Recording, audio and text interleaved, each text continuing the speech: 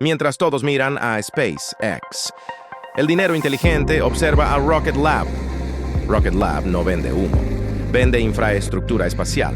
Electron domina los pequeños satélites, sí, pero el negocio real está en Space Systems, componentes, subsistemas y satélites completos que otros necesitan para operar. Por eso mi motor cuantitativo de Momentum la tiene en su objetivo ahora mismo, no por narrativa, por datos, tendencia y estructura. El siguiente nivel se llama Neutron.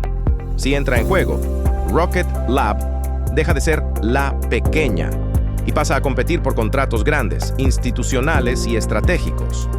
Dentro de 20 años, no será la más famosa, será la más necesaria. Esto no es una recomendación, es cómo se construyen los ganadores antes de que el mercado los vea.